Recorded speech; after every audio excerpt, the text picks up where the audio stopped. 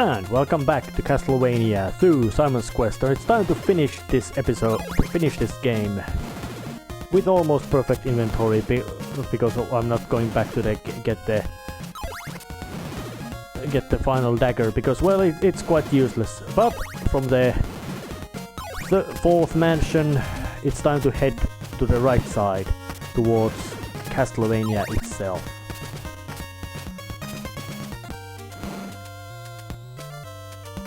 And here's a city, although I don't know why they would have put this kind of this city right here, because, well, at this phase there isn't much use for them. All the upgrades are full and all that, although I do appreciate getting myself a full health. I guess this was some kind of final spot for you to recover and all that. But there's nothing really important in this place, so I'm just gonna walk through this place again. The bridge area. And liberally employ Fire Whip to destroy every mirror men, which also appear at these kind of screens.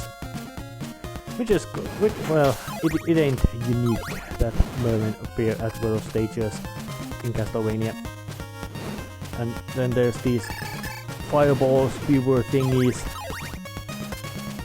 They are a bit faster than they usually met variants. And I don't know how many. Are they basically having two heads or something?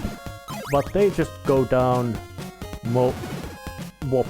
And here is a branching path, and I have to go downwards to get to the Castlevania. And the setting has grown much, you could say, grayer, duller, and bleaker to really emphasize that you are getting close. And this is the Grey City. Oh, not laurels. Just use the. Normally this place would have store or something, but there is nothing here. That was completely empty. And the grey color palette of the city also emphasizes that this is near something powerful and unpleasant. Which means this is near the Castlevania. And the city was also quite small. There's just one guy here. So let's talk to him and see what he has to say. That's all he was. He's the only occupant of this city, and he's crazy. But now, approach once again, getting further and further to the graveyard with mummies and all mummy enemies and all, and birds assaulting, and these kind of little ghosts will bob up and down. Nothing that Simon has not faced before, and a horrible night to have a curse.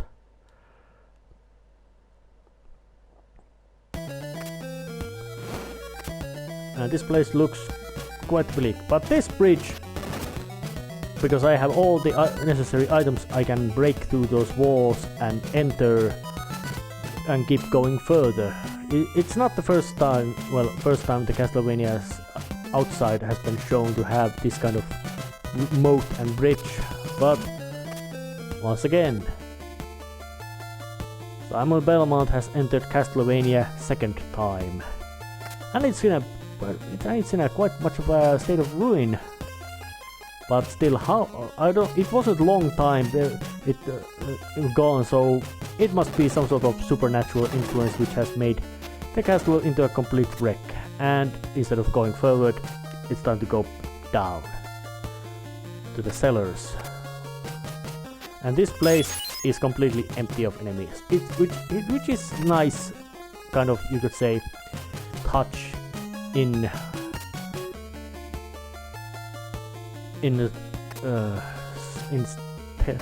storytelling and all that kind of things, to emphasize that this place is empty. Nothing here. No maze. No any kind of quest to solve. Just walk through this place. The whole game's idea was to get to this place. And now it is time to face resurrect Dracula himself, and that act should break down the curse. Simon Belmont has on him. Fire burns. Yeah, and Dracula is appearing. And he shoots that kind of rings. So let's just equip the laurels and smash him to death with a whip. That was it. So what does the ending say about Simon? Oh, well, at least Simon is friendly because he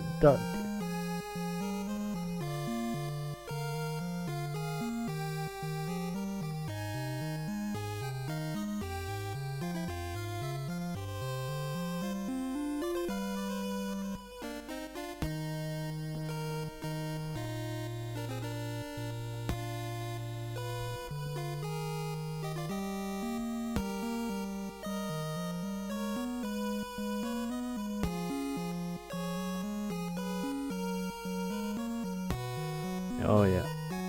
Well, that's it.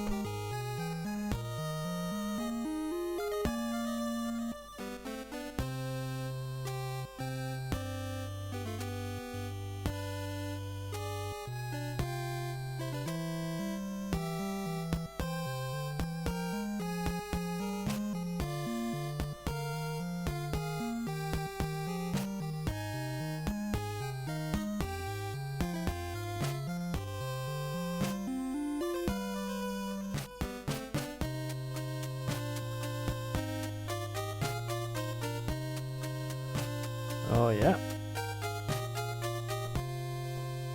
But it's still strange. There's no mention about who would be the Simon Belmont's child. There's many gaps in Castlevania history. And that was the end of Simon's quest. Simple but not that easy game at all to get through. So that was the end of this Let's Play. See you later. See ya.